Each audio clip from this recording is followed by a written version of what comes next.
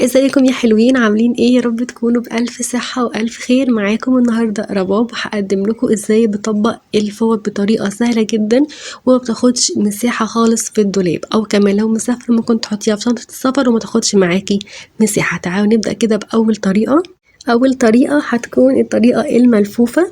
اول حاجة بجيب اي فوطة عندي وبقسمها نصين كده زي ما انتوا شايفين اهو، بحط الطرف ده على الطرف التاني. بعملها لكم مرتين عشان تاخدوا بالكم من الطريقة كويس. وبعد كده باخد الطرف ده بعمله كده هنا مثلث، والطرف اللي قدامه بعمله نفس المثلث بس بدخله جوه عليه شوية ما يبقاش في النص.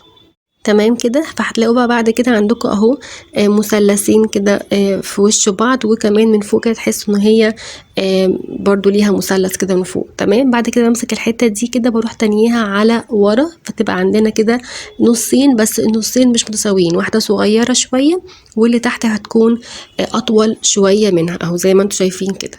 تمام. بعد كده بقى المرحله اللي بعدها ببدا الفها كويس قوي، يعني بلف على ضيق جدا، مش بلف على واسع، بلف على ضيق جدا جدا لحد ما الشكل ده بيبقى عندي كده اهو.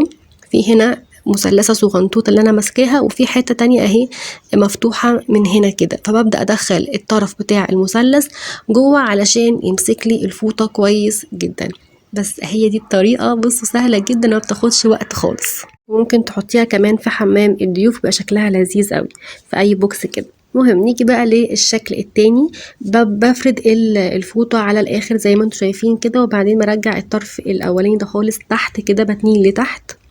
الطريقة دي بتعجبني اكتر كمان في ترتيب شنط السفر، ما بتاخدش مكان خالص خالص، تبقى حلوة قوي، وكمان في الدواليب. المهم بعد ما تنيتها كده على تحت بسويها كويس، وبعدين باخد الطرف ده كده بدخله على جوه، وبنفس الطريقة بعمل الطرف التاني كده برضو بدخله على جوه عليه. وطبعا لازم اسوي الفوطة بعد ما اخلص. على فكرة الطريقة دي ما بتاخدش وقت خالص، بس انا مبطئة شوية علشان اوريكم الطريقة، لكن فعلا في الطبيعي ما بتاخدش وقت معايا تماما. بعد كده ببدأ بقى اخد الطرف الاخير خالص ادخله كده على جوه زي ما انتم شايفين، واتني تانية وكمان تانية اهي هعدها لكم دلوقتي، بس انا مبطئة شوية علشان تاخدوا بالكم من الطريقة. ممكن تسيبوها كده على فكرة، ممكن تسيبوها كده عادي جدا، وممكن تعملوها زي ما انا هعملها لكم دلوقتي. بتاخدي الطرف ده كده وبترجعيه على ورا علشان يمسك الفوطة كلها. تمام. بصوا ما بياخدش بقى مكان تماما. لو عندك شنطة سفر او كمان حطاها في حمام الضيوف يبقى شكلها لذيذ جدا جدا. قولوا لي بقى عجبكم انهي طريقة، ولو حابين اعمل لكم طرق تانية لتطبيقات الملايات وحاجات تانية في البيت قولوا لي، هعمل لكم ان شاء الله. اشوفكم على خير في فيديو تاني، وبحبكم قد الدنيا. جربوها وقولوا رأيكم.